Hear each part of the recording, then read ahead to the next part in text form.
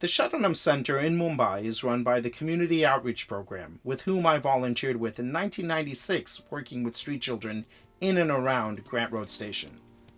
Today I'm speaking to Karen and Sharda, who have run the Sharanam Home for Girls for the past 22 years. I wanted them to share their story about how they've dedicated their lives to empowering young women.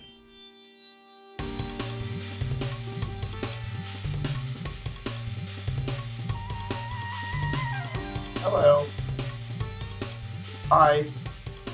Hi everyone. Hi, Sharda. Is that Jonas helping you? Yeah, he's helping. Hi, Jonas. Jonas is saying hi. You can say hi, don't worry. Jonas, they will be saying hi. Hey Deval, Hi, how are you? I'm good, how are you? You're good. You're your mom's tech support today. Yeah. That's awesome. I like the paintings in the background or photos in the background. Which room are you in, Sharda? I'm in computer room. Computer room. Okay, wow. And how are you gonna? I mean, where are the kids? Aren't they gonna be making noises? I kicked everybody out today. I gave them all other devices. I said, okay, today, like most of the girls had exams today. Like they finished their exam by 10 o'clock, 10 minutes before. So it's good. It's Thursday. This convent school has a holiday. So it's good. Well, tell them sorry that they have to be quiet. And it's okay. They can do whatever they want. Hi, Karen. Hi, Karen. Hi, Deval. Hey, how are you? Hi, Sharda. Hi, how are you? Good, thanks. How are you? Yeah, I'm good. Great. Okay, I think we're going to start now. Welcome, Sharda and Karen, to No Cost Extension. This is really, really exciting for me to have the two of you on this conversation. I've been very privileged and honored to know the two of you for many, many years now. And while the podcast itself is called No Cost Extension with Deval Sanghavi, it actually has nothing to do with me, Deval Sanghavi. It has to do with the people that have inspired me, the people that do amazing work, and the people that I think can convince others to follow in their footsteps. And I think the two of you are by far top on that list. And again, the two of you know this, we have had multiple conversations over the years. And many times those conversations are to fight fires. Many times they're to celebrate. Most of the world do not hear or participate in those conversations. And so I think for me, the point of even creating this was that in 21 years, I've been inspired, I've learned, I've had really honest and open conversations with the two of you and so many others. And I think it's about time that your voices are also heard. And so thank you again for being part of this. Karen, I know you're dialing in from the US. Sharda, you're dialing here from Mumbai. So with that, I guess I'm going to start with you, Sharda. Sharda Didi, you've been such a pillar, and pillar is not a strong enough word because you're much more than that. But the Sharanam Centre would not have happened without you, point blank. If you can maybe talk a little bit about what is the Sharanam Centre and why did it start, and what were you thinking, I guess, when you first heard about it? Thank you, Deval. And as you said, I'm really a little nervous because it's my first podcast. And it's not me just what I'm doing today. It's we as a team. And there are so many people involved in this journey. So I don't want to take a credit what I'm doing for, because without all you, and there are so many other people, without your all contribution, I would have not done this. It's a 20 years journey. Wow. Sharanam Centre is a home. It's like a home for girls. And I never thought I will be running shelter home, or I never had in my dream. I never thought about starting a shelter home or running a shelter home. 20 years back, or my childhood, I have seen that in India, the gender discriminations and all those things. I used to feel so bad for girls, and because they were not encouraged to go to schools and all those things. So somewhere I always used to think that to help the girls, maybe I'll become a teacher and help girls to educate them about their rights and all those things. But as I was growing and I came to Mumbai, Karnataka was where I was. I never seen like a street, people says living on streets or staying or begging. I never seen those things. But when I came to Mumbai, and slowly I saw the different world. So then I felt that, oh, what I have is like, I have more than what I need in my life. But after teacher training, I instead joining a school because I always wanted to become a teacher. But instead joining a school, but I joined a core community outreach program. I learned so many things from there. And I saw very closely how women are like under pressed.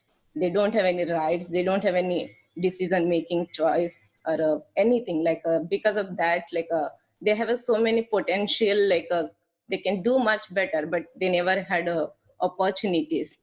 So I was thinking like women are already there in that stage, but if you want to bring change, actually you have to work with a young age. So I was just thinking to help them how to do it and what to do it. And even when I used to travel in a Mumbai local train, I used to, like girls used to beg.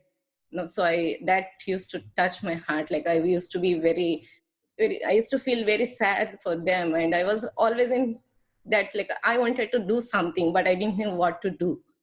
Then, of course, like in 1990, I think, in 99, I think, Deval, you met me at first time in Sharanam Centre.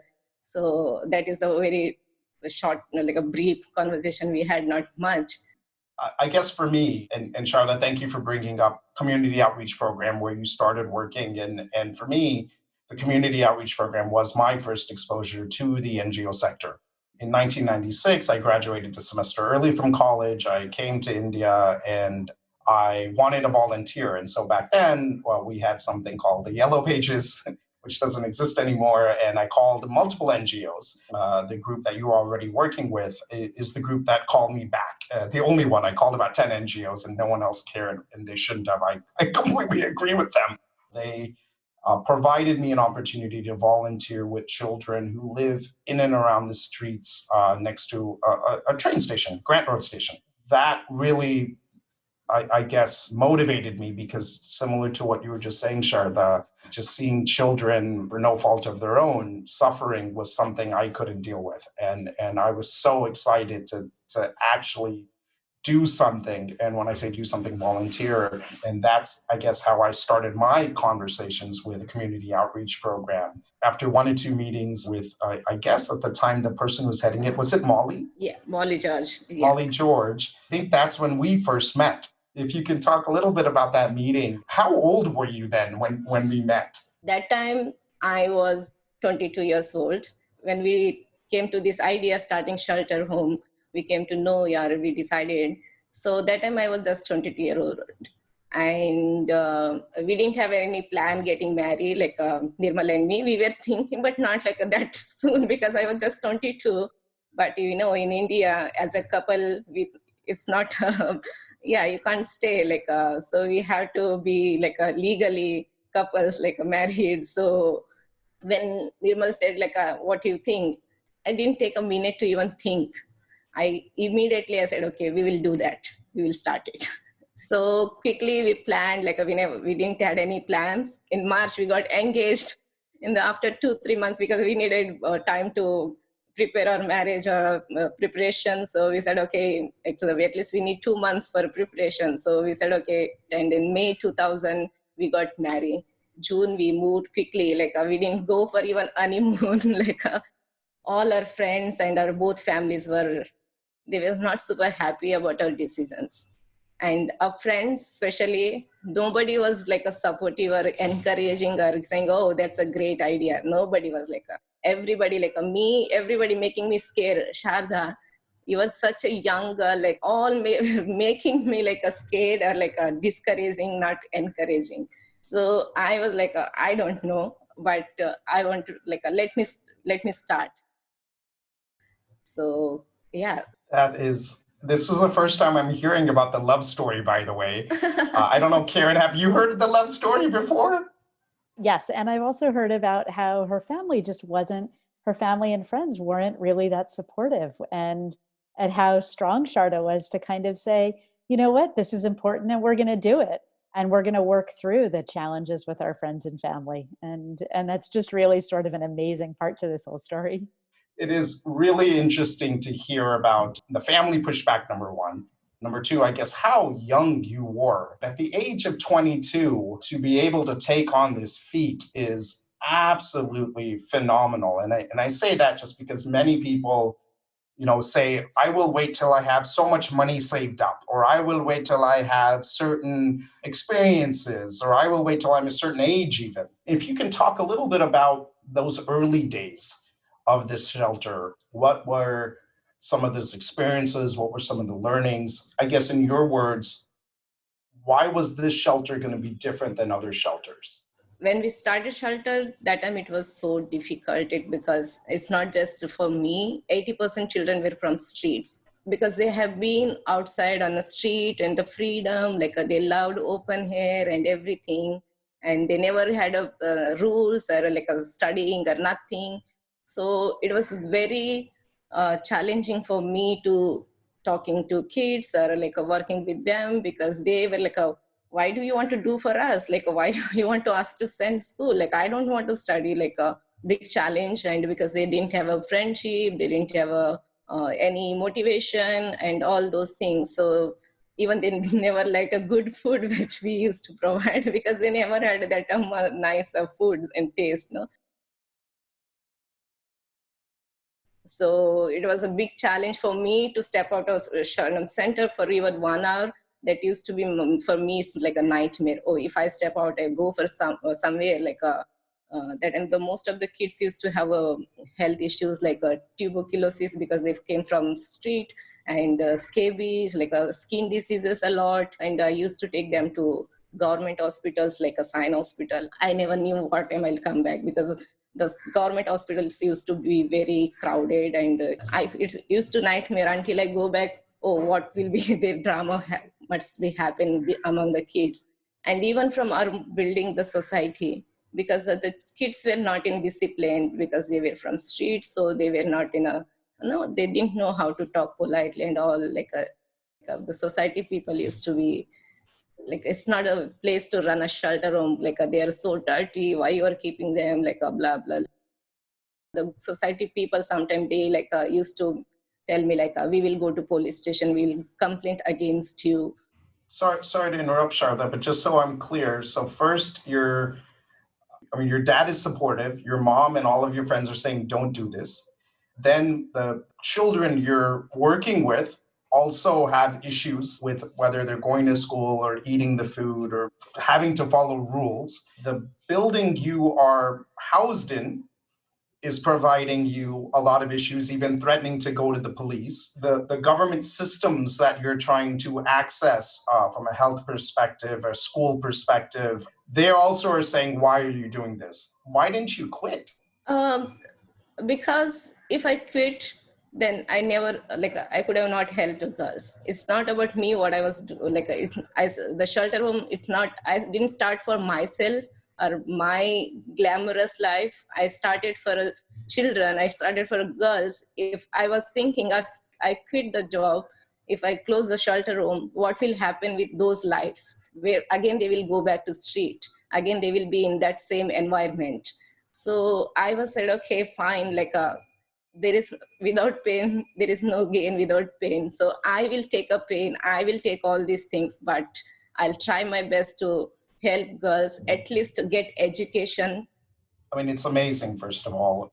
Again, looking back, I remember the hardships firsthand, right? The frustration and disappointment of not being able to provide something that these children wanted. And that was also frustrating, not at the children, like you said, because it was not their fault, but more to ourselves and saying, how come we're not good enough to provide something for children who are living on the streets, who may be trafficked, who have clearly very dangerous circumstances if they're not in this space. And we had children running away as well.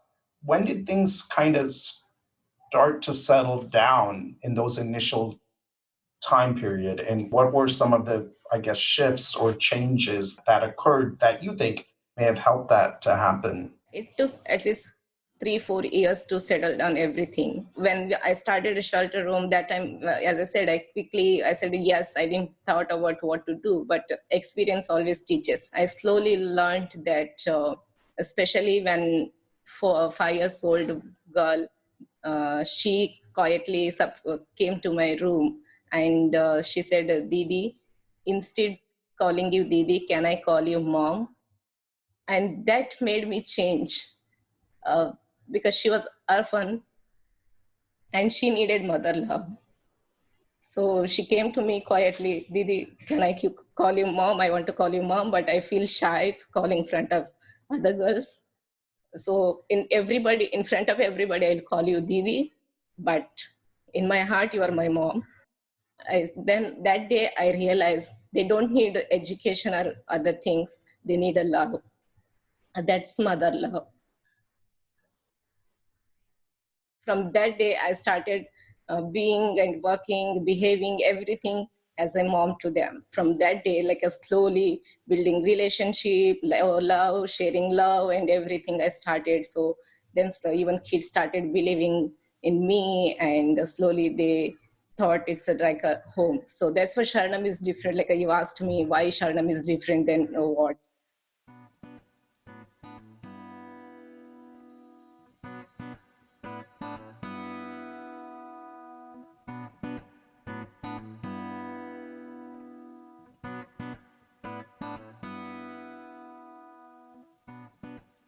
So Sharanam is not like a shelter home. It's not like an institution. It's a home for kids. Children stay here, like me and my husband with my 2 kids. We are trying to give them all the love, like a parental love and siblings love.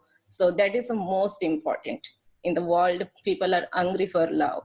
Like as I said, my mom was upset. I never used to go for any festivals, family functions. My mom used to say like all the my children are here, only you are not there. I'm missing you. Can you come please for 1 hour? I used to say, Mom, these children also need mom. We have to celebrate festival here, like a Diwali if I come there, but with whom they will celebrate Diwali.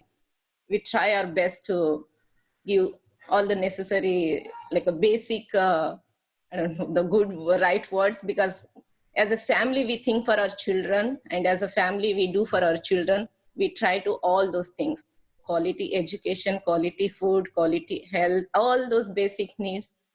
Before we used to take them for municipal government hospitals, but now we started taking them the good private hospitals. From BMC school to we started them to putting in a convent schools.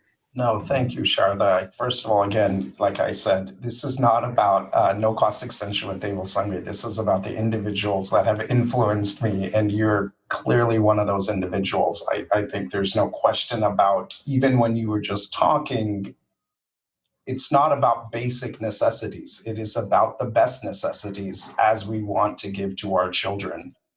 At least for me, what the Sharanam Centre has exemplified is that realization to begin with, as you just said, about love. And you can't measure love on a results framework. You can't measure love on a metric, but you can see love. And you, and clearly everything that the Sharanam Centre stands for is about love. And I think the second is really about doing what we can as we would do for our own children. That is not just a statement, clearly, and we can hear it in your voice, but it is a way of life for you. And I think many times when we look at the development sector, those that want to give back at times look at what's the most basic thing we can do to give back. What is the bare minimum that we can provide? And really, it's about survival, I guess, versus thriving communities. And I think what you and the Sharanam Centre have exemplified is really about survival is the bare minimum, and that's not what we stand for. It is about thriving in society. It is about giving the same opportunities that we have been given, if not better. When you were saying sort of 3 or 4 years later, things started to settle down, that's probably around 2002, 2003 timeframe, I guess. Yeah. Correct? Yes. And I think I'm going to now go to you, Karen, because I think that's perhaps when you first heard about this center. the Sharanam shelter. But even before that, if you can talk a little bit about your background and what brought you to India to begin with, and then what took you to Sharda in the shelter, that would be fantastic. Sure. So in February of 2002, I was living in New York. I was working for a Fortune 150 company that was just in the beginning phases of outsourcing. So the organization I worked for was just starting to think about how to outsource corporate processes to India. And I was part of that team. In February 2002, my colleague Jen and I traveled to India, and it was the first trip for both of us. We were in India for 1 week, and in that 1 week, we were in Mumbai, we were in Delhi, we saw the Taj Mahal, we went to Bangalore, and we came back to Mumbai within 8 days.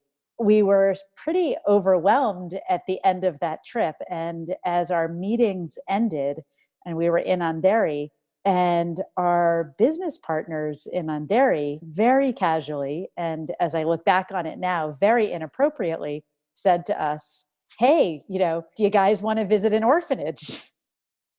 And Jen and I kind of shrugged and we were like, "Okay, do we have time?" Our flight was that evening. Looking back on it, it was highly inappropriate. It's not really the kind of thing that a company should ask their client. It's not really the kind of thing that a home for girls should be entertaining casual visitors. It was really inappropriate. And before we knew it, the guy from the company was on the phone calling somebody else who was a partner of Sharanam's and was calling and asking if we could come. And the woman on the other end said, "No way. This is not where you bring your clients." The guy at the company pleaded and pleaded. He said, "Come on, they're really nice. They're these two nice professional American women. Can't they come?" Finally, she agreed. And before we knew it, we were at the Sharanam Centre. At that point, Sharanam had probably been open, Sharda, I think, for about a year and a half. Yeah, Maybe almost 2 years, I think. almost 2 years. Yeah. And so Jen and I went and we did, we brought some ice cream and we had cameras and we took a lot of photos, and looking back on it, Jen and I asked exactly 0 questions. We didn't ask one question. We didn't know what it was called. We had no idea who Sharda and Nirmal were. We had no idea why the kids were there. We thought it was an orphanage, which it wasn't. I mean, we literally didn't ask one question, whether it was because we were ignorant or we weren't young. So I can't use that as the excuse. And Sharda and Nirmal at the time, they were there, but Sharda and Nirmal have always done an incredible job of when visitors are there, it's about the kids. So when we showed up, Sharda and Nirmal didn't do anything to sanitize it, to explain it, to put themselves front and center. And as I look back on it, that's been sort of a hallmark approach that I think Sharda and Nirmal have always taken, which is that it's not about them. And so at the end of that day, which was really quite amazing, and we got great photos and we had a great time, but we had a visit that was very much about us.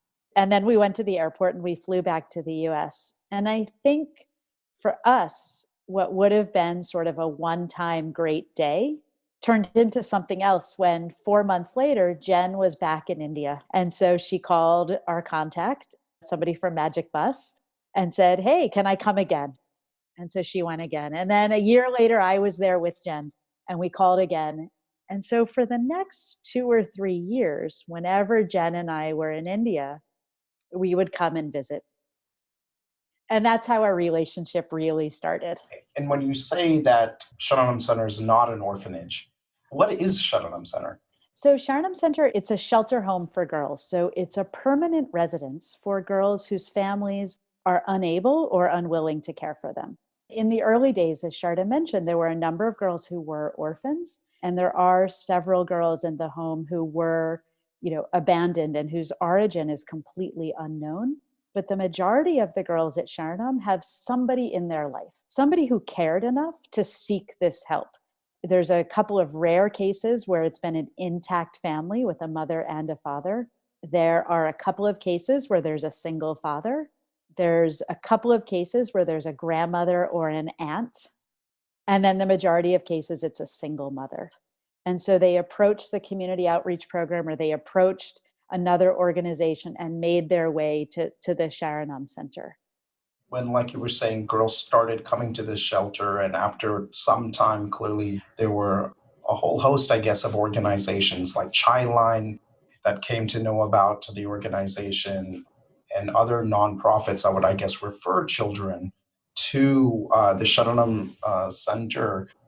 Yeah, so many kids like like a child reach through Magic Bus or through Vasale Foundation, like all these organizations they knew, and they were working with children, street children and all. And I know when I volunteered with the community outreach program in 1996, there was and still is a shelter for boys next to a railroad station. Can you tell maybe the listeners on why there was a shelter for boys and why there wasn't a shelter for girls at that time? Were girls just not living on the streets? Were girls not in the same position as boys? I mean, why I guess was one shelter, determined and not the other? The first thing is like in India, like boys can do anything. It's not wrong. They can go late night. They come back. If they do something wrong or anything they do, it's fine. And also like same like responsibilities. Like girls always need more other things than boys. Like boys can roam here and there, they come back, they can do anything, whatever, like nobody cares.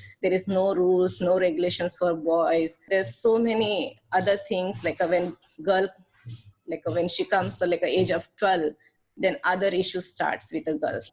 There are other things that nobody wants to take the responsibility, or nobody want to be responsible, or all those other issues. Even like a society and the institutions, nobody wanted to take that chance. If something goes wrong, who will be responsible and who will take that, face the challenge? Again, 20 years later since you started, unfortunately, the perspectives people have on adolescent girls still remain in terms of it's complicated. Will they get pregnant? How do we deal with them? Yet, to your point, the easy way out is let's just not deal with them. And Karen, I'm going to come back to you. I mean, I guess like you were saying, you sort of started coming every time you visited over a couple of years, and but you were still working with this group in the U.S. Yeah, so I was still working for a corporation in the US. And one of the things that happened was that every time Jen or I would come back from a trip to India, our colleagues and our friends had so many questions. Remember, this was in the early 2000s. So this is when India was really on everybody's mind. It was outsourcing was a hot topic. This is pre-Facebook. This is pre-YouTube. This is 2002, 3, and 4. And we started talking about our visits to Sharanam. And people started asking a lot of questions and wanting to get involved. And very quickly, Jen and I had a lot of people just approaching us with funds. The admin assistant of our business unit president came up to me once. This is a woman I barely knew. I scheduled meetings with the president with her.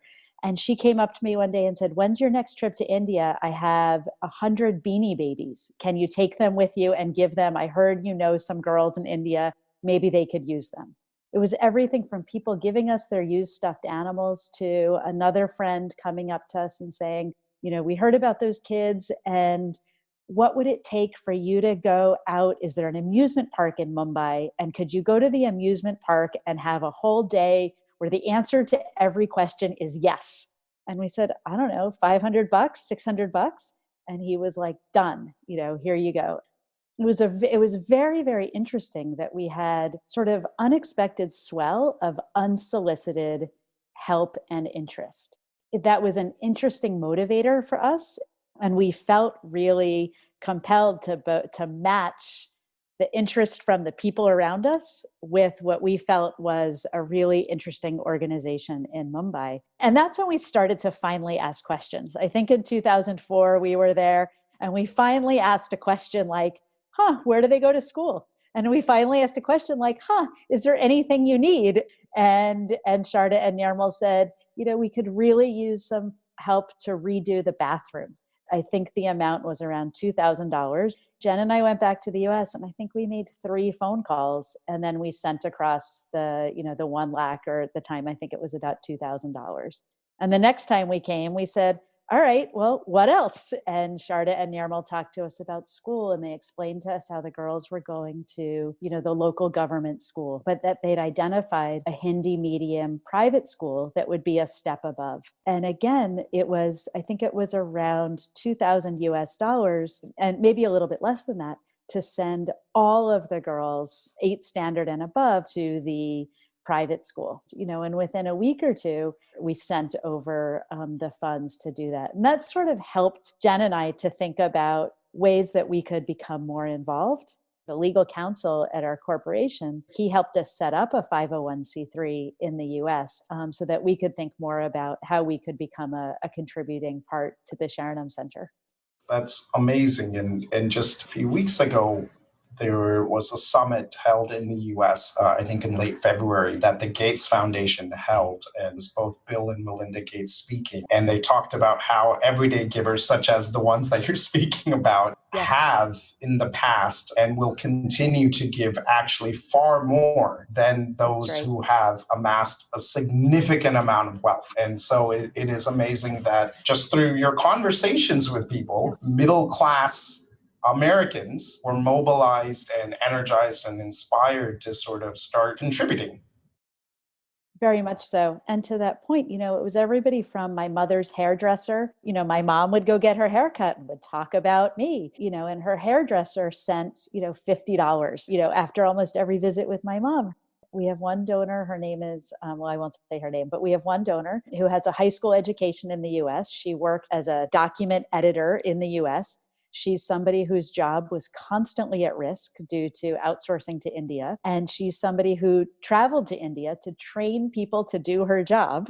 And she gives around $15 every quarter and has for the last 10 years. And every time those donations come in, it's like the most fascinating and meaningful thing that people like her are inspired to contribute and to make a difference. And to your point, I think it's really interesting, the everyday donors who find something special to them. And I think that's what we really found, was that people wanted to contribute because it was something tangible for them. They knew, one, that Jen and I were involved, and they knew that we really trusted Sharda Nirmal and the Sharanam Centre. And they knew that, we were there sort of saying, like, this is the real deal. This place is the real deal. Sharda's the real deal. Nirmal's the real deal. Sharanam is the real deal.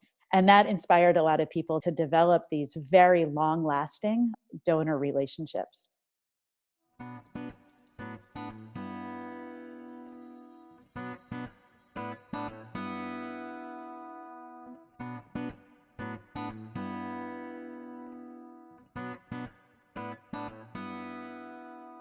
Sharanam has been around for 21 years, I think, or approximately that. And give us a sense of just how many girls have come through the center. What are some of the girls doing now? Most institutions in India that look after children by law and because of their mandate at the age of 18, they tell children to leave. What's similar, I guess, or different to the Sharanam Center, which allows you to also focus, I guess, on how they stand on their 2 feet, and give us some examples of what you've seen. So almost 80 girls we supported. And so now almost 15, right, Karen? 15 girls, they're independent, totally independent. They're working and they're supporting themselves financially, and they're very confident. We are very proud of them. There are so many people used to come take my interview. What after 18, what will you do?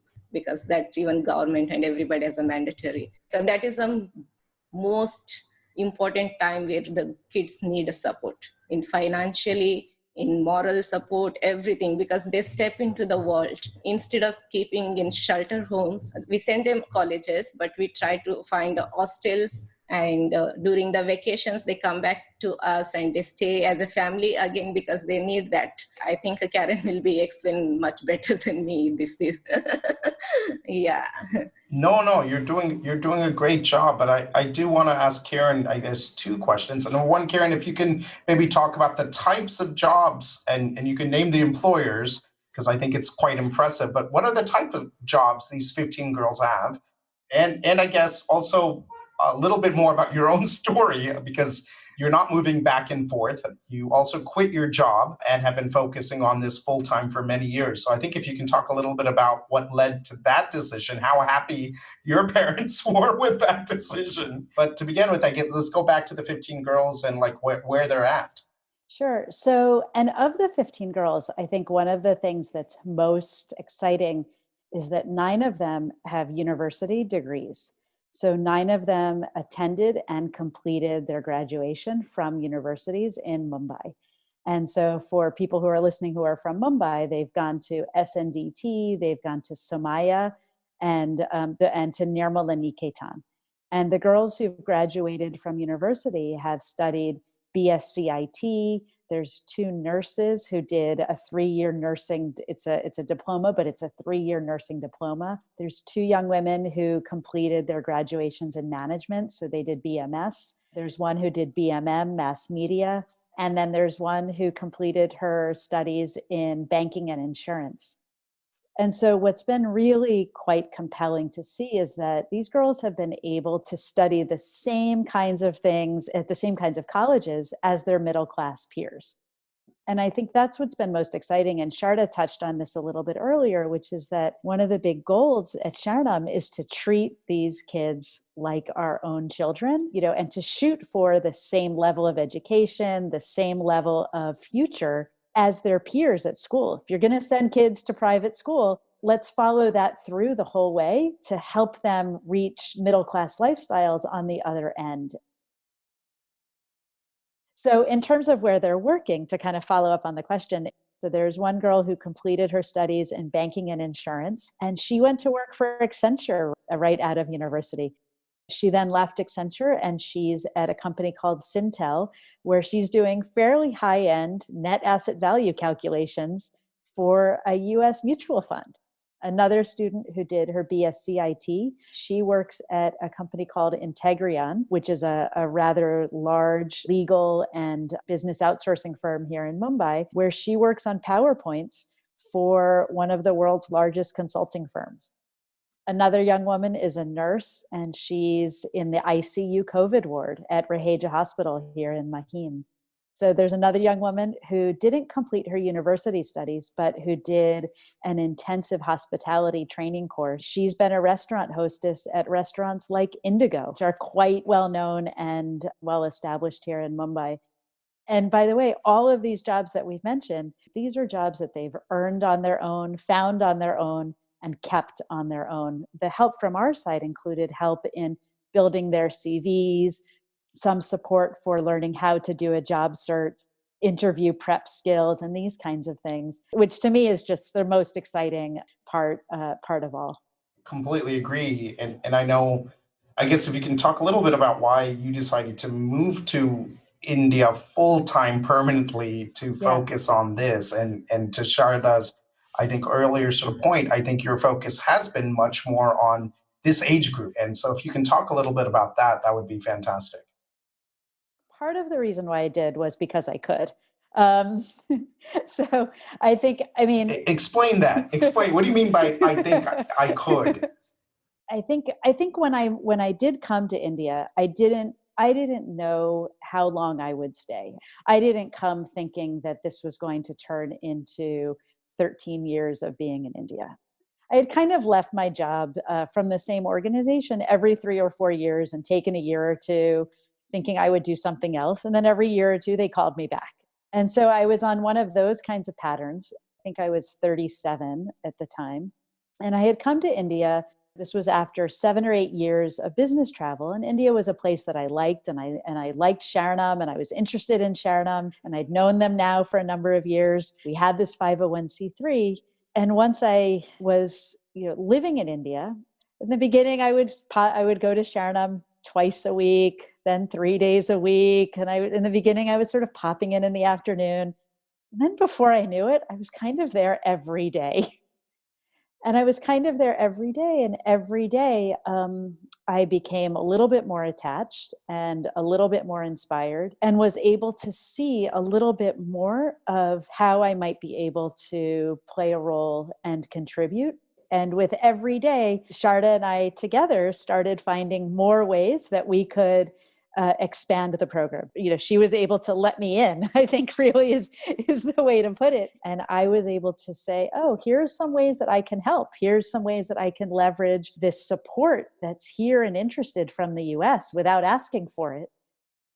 I had time, I had money, and Sharda had needs, and we were able to develop a working relationship to kind of put those things together. And before I knew it, it was 13 years later, and our first kids had finished college. I think, Deval, I think for me, I think the point is just it wasn't planned. I think everything happened very organically, but always with the focus on what do the kids need? What will improve their lives? What will help get them to a level of independence that will make them happy and help the girls be where they want to be? Thank you. And Sharda, I guess one of the things that over the years people may have asked you, and I know we've had this conversation, is around scale. Sharanam Centre is a program within the community outreach program. The community outreach program has been around, I think, now for 40 years. It's Sharda? 40. Yes? It's a 45 years almost. 45 years almost. And they run multiple programs, including the outreach center that I volunteered with, the boys shelter, center for children with special needs, elderly centers. They have multiple things. Help the, I guess, listeners understand how, though, you have scaled with maybe not size, meaning it's not that you have 100 people living under the shelter, but how have you enhanced, I guess, your programs? And this is for both you and Karen. How have you gone deeper, I guess, into the community? Because many times people forget scale is also depth. Scale is also sustainability. Like, what has scale meant to you, I guess? And then, Karen, I'm going to ask you about what does impact mean to you? Because that is also something I know that's been talked about more and more in this sector. Maybe Karen, you can talk about scale. Okay. I'm happy to take that. Deval, I think you nailed it. It's that when I first started spending time at Sharanam, and I think for the longest time, Sharanam thought of itself as having capacity for 30 under its roof. And this was before anybody had completed 12th grade. And then when the first young woman graduated and went to college, pretty quickly, I think we realized, oh, that doesn't mean we can just bring one more in. And what we realized was, okay, so the first girl has gone off to nursing college and she's living at college, but we still have bills to pay. She still has needs. She's still going to come home at vacation time. And the next year, when another one left, it was sort of the same thing. And the next year, 3 left. And so while the numbers in the house decreased, the total number was still the same. And actually their needs became a little bit greater in those years because now they're on a unique individual path. When they're all in the home, they have the same timings, the same meals, they're at the same schools. Suddenly now we're managing 5 new institutions, 5 new vacation schedules, 5 new unique sets of needs. And so those first couple of years of kids being at university was a whole different level of scale and learning, really, for us to learn what that looks like. We slowly started adding one more. 3 would leave, we'd bring one more into the house as we really worked to figure out what does that balance look like. What we learned through this process was there are a unique set of requirements based on university and a unique set of requirements based on independent living. So I think a lot of our growth happened in these past, probably I think it's about the last 7 years, kid by kid, sort of learning what those pieces look like. And that's been huge, huge growth for us as we figured that out. And there's things that we've done around these sets of kids. So for example, for the older girls who are independent, we made a decision early on that we would continue to support their healthcare. Most of them work in jobs where they're not provided with employer healthcare. So we've told all of the girls who are independent, they are independent, but they're still going to go every year to the dentist and to the eye doctor, and they can still go to our eyeglasses shop and get their eyeglasses. And we'll phase those things out, but today we still do those kinds of things. And so that's been some of how we've grown and how we've scaled as well, and the depth that we've looked at, even for these girls who are working and reasonably independent. and Sharda, you said this as well, you will always be their parents or older siblings, and that doesn't change. And it is not sort of at the age of 18, you stop something. So parenting never ends. Also, I think the Sharanam Center, it is not just, for example, there are multiple programs and multiple partners, in fact, that even Sharanam has, that, for example, may focus on kids of a certain age group that provides additional education. Or I know you work, partner quite a bit with the YMCA and others, and there's nothing wrong with clearly those organizations. In fact, you believe in them and you value their work. But I guess with a shelter, it is a lifelong commitment and it never ends. The degree of parenting, of course, shifts and changes, but it is something that is for perpetuity to a certain extent. We have Kriti has a question for you. Go ahead, Kriti. Hi, Sharda and Karen. So, first of all, I've visited Sharanam Centre in the past, and everything that you say resonates so much because I've seen the family environment when I was at the Sharanam Centre. I think one of my questions is about the transition has got to be hard, right? Out of Sharanam Centre, going into the world. What do you think, any anecdotes that you have about girls who have faced a certain kind of challenge? How do they go overcoming that transition? What have been the common challenges that people have faced, in your opinion, and any example of how they've overcome it? Here, they always got a positive environment and a very supportive people. And when they step out, they actually see the change in the world and different kind of people. And for the beginning, they feel a little bit challenging, but girls are very smart and they already know that, most of our girls are very confident, because that's the thing we tried our best to do, but they're quite good in that. I think one of the things, if I can add to that too, Sharda, is that one of the things that I think has been quite remarkable is that most of the girls have not faced challenges related to their backgrounds.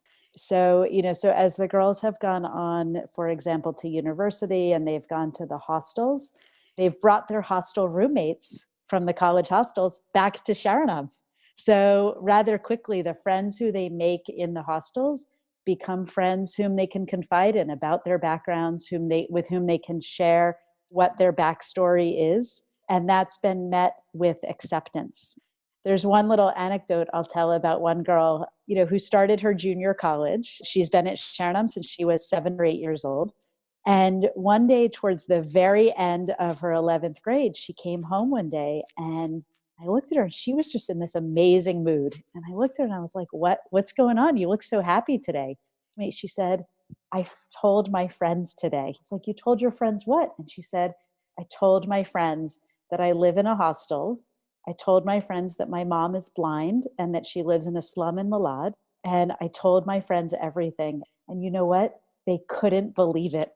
They couldn't believe that me, with my grades and my hair and my clothes and my level and my language skills, she was so proud of herself for having the confidence to share her story and proud of herself for having been accepted by her friends. Because I know for me, that's a fear that I've had the whole way along, is what happens when girls from shelter home backgrounds and from different backgrounds are out in the world.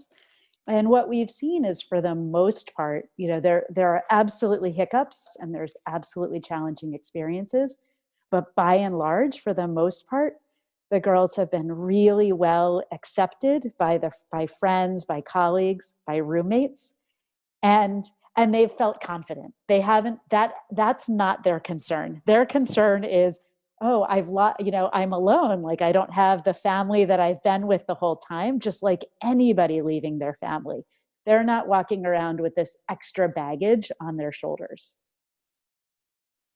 My hope is that the experiences that they have help the girls feel like equals, that they can work at Accenture and at Syntel, and that they can succeed at Mumbai University. And my hope is that these things keep them focused on making smart decisions. That's what I hope. And I think the fact that the two of you, and of course the 80 girls, and I strongly believe they're the real heroes in all of this, any group that sort of takes help from us and we can only do so little, but really it's them who's taking their lives in their own hands, them that are really, moving things forward. But it is funny that once you give somebody like yourself, Sharda, that trust, you focus on the core critical sort of areas of we want these girls to be sustainable, no matter what it takes. And we kind of give you both, I would say, a free hand in how you go about doing so. That is what success looks like in the NGO sector. What is even more amazing is, Karen, to your point, the everyday giver who gives $15 a quarter has more trust in you than the billion-dollar givers. And I think that is the beauty of what the two of you do. That is the crux of the development sector. And hopefully from these conversations, those of us who've been, like me, in this space for 21 years, we realize the fallacies of the sector as well. And we try to go back to the basics, because you guys are the basics, and you've demonstrated that actually impacts lives many times far more than all of us with our jargon. And so with that, I want to thank the two of you for a phenomenal conversation, for everything you do, and for sharing your love story, Sharda. That was really, really fun. Thank you so much, Deval, for giving this opportunity to talk. Thank you so much. Sharda, you should do more. You should do more, Sharda. Yeah, that's what, my English, like when first time you came to India, you knew, like that time I was like not even beginner, like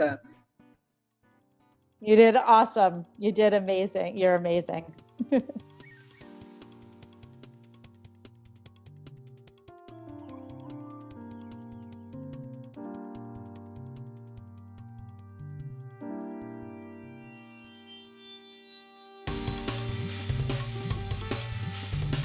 If you'd like to know more about the Sharanam Centre, we have more information and show notes for this episode and other episodes at basra.org/NCE.